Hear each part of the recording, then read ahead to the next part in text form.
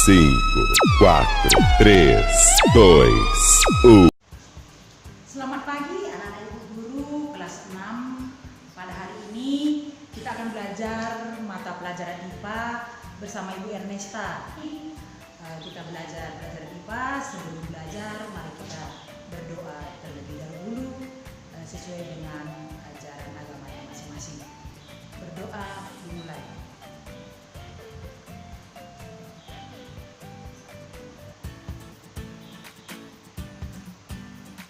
Selesai. Baik, anak-anak ibu guru, hari ini kita belajar IPA tema 1, selamatkan makhluk hidup. Subtema 1, tumbuhan sahabat. Dengan materi pembelajaran hari ini, perkembangbiakan tumbuhan secara generatif. Anak-anak ibu guru, setelah belajar pada hari ini mata pelajaran IPA, anak-anak ibu guru bisa memahami dan menerapkan dalam kehidupan sehari-hari perkembangbiakan tumbuhan secara generatif.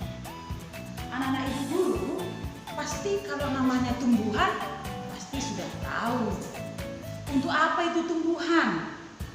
Tentu anak ibu guru pada kelas sebelumnya sudah memahami betul bahwa tumbuhan itu merupakan produsen. Kalau tidak ada tumbuhan, maka makhluk hidup bisa punah. Untuk itu, anak-anak ibu guru ajak untuk melihat sekeliling rumah kita. Pasti anak-anak ibu guru memiliki yang namanya bunga atau tumbuhan di sekitar rumah. Contoh ibu guru pada hari ini, ibu ambil tumbuhan yang ada di sekitar lingkungan sekolah. Nah, ini adalah salah satu contoh tumbuhan. Hari ini ibu mengajak anak-anak ibu guru untuk memahami perkembangbiakan tumbuhan secara generatif. Sebelum itu, anak-anak ibu guru harus memahami apa itu perkembangbiakan. Perkembangbiakan makhluk hidup menghasilkan individu baru. Untuk apa menghasilkan individu baru? Tujuannya adalah untuk melestarikan jenisnya supaya tidak punah, supaya tetap lestari. Perkembangbiakan tumbuhan itu ada dua, ada secara generatif dan ada secara vegetatif. Pada hari ini adalah perkembangbiakan secara generatif yang harus anak ibu guru pahami. Untuk itu, saksikanlah video yang ibu berikan kepada anak kami untuk disimak sebagai berikut.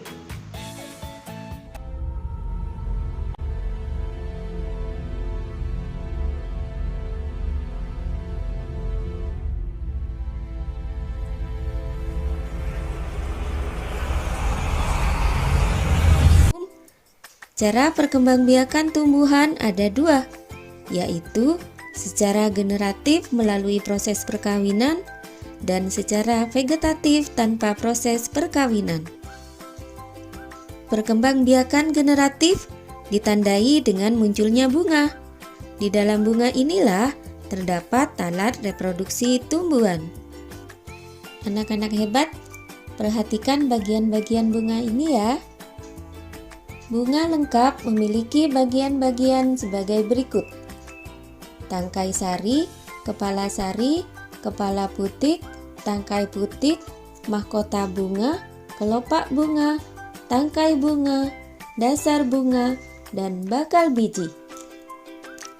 Benang sari adalah alat reproduksi jantan, sedangkan putik adalah alat reproduksi betina.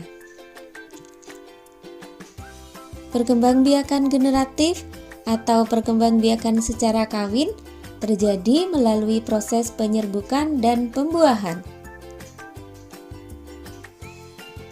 Perkembangbiakan generatif pada tumbuhan diawali dengan penyerbukan, yaitu melekatnya atau jatuhnya serbuk sari ke kepala putik. Setelah terjadi penyerbukan, pada serbuk sari tumbuh bulu serbuk sari yang menuju ke ruang bakal biji. Kemudian serbuk sari akan masuk ke ruang bakal biji melalui bulu serbuk sari.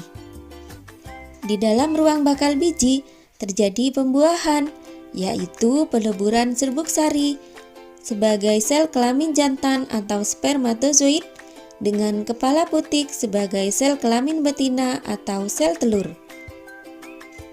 Hasil dari pembuahan adalah sigot. Sigot akan berkembang menjadi lembaga.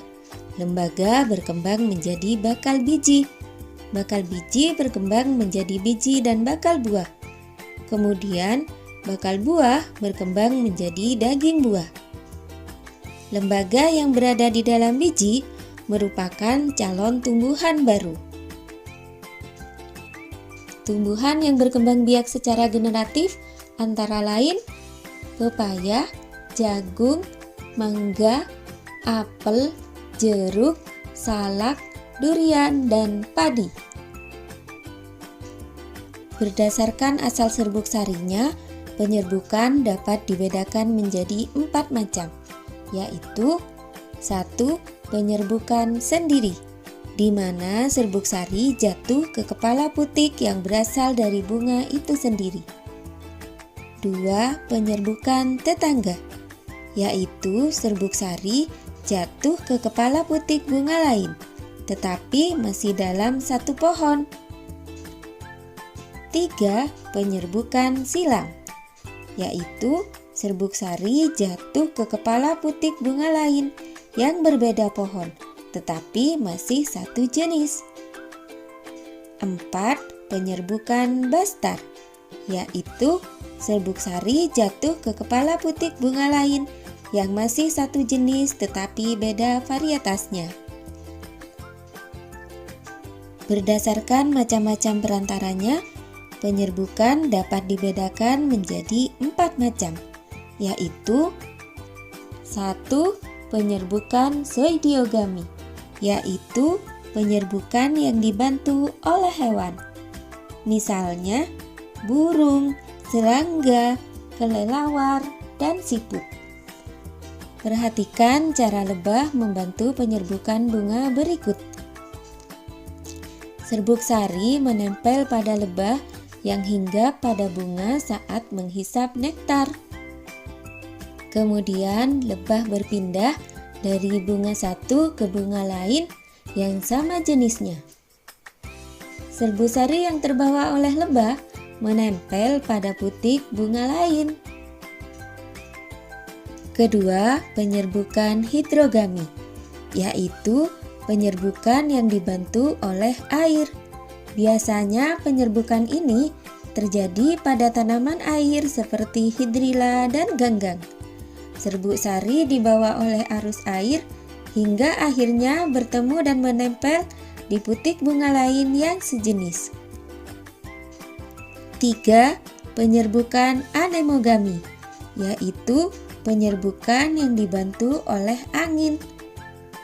Contoh tanaman yang penyerbukannya dibantu oleh angin yaitu jagung, gandum, dan rerumputan. Tiupan angin membuat serbuk sari terlepas dan serbuk sari terbawa angin. Selanjutnya, serbuk sari menempel pada putik bunga lain. Keempat, penyerbukan antropogami, yaitu penyerbukan yang dibantu oleh manusia. Penyerbukan dilakukan manusia karena letak benang sari dan putik tidak memungkinkan terjadinya penyerbukan secara alami. Anak-anak ibu guru sudah menyimak, memahami bahwa perkembangbiakan melalui video tadi, anak-anak sudah paham perkembangbiakan secara benar. Untuk itu, supaya lebih memahaminya lagi, anak-anak ibu guru, ibu ajak untuk membuka buku SPS IPA kelas 6. Ya, baca kembali, ulang kembali dari halaman 3 sampai halaman 7.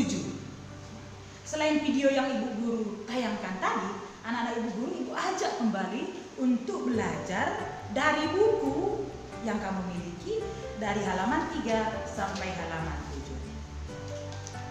Nah, bukunya seperti ini. Kalau anak ibu guru belum punya buku seperti ini, boleh dibeli di tata usaha. Nah, untuk membantu anak ibu guru supaya lebih memahami materi ajar. Untuk tagihan tugas anak ibu guru, ibu akan memberikan soal. Soal juga ibu ambil dari latihan ekspres. Latihan buku ekspres ini di halaman 19. Di halaman 19, bagian B dan bagian C nomor 1, bagian B nomor 1 dan nomor 2, dan bagian C nomor 1. Jadi ada 3 soal. Lalu setelah itu anak ibu guru kerjakan di buku IPA. Ya, isi 50 lembar yang sudah disiapkan. Kamu kerjakan semua tugas-tugas di buku IPA tersebut. Hari ini cukup sekian pertemuan kita. Semoga anak-anak ibu guru tetap semangat belajarnya walaupun situasinya belajar dari rumah, belajar secara daring, tapi saya yakin anak ibu guru sudah bisa mandiri, sudah bisa belajar sendiri tanpa harus merepotkan orang tua lagi. Oke? Tetap semangat. Salam.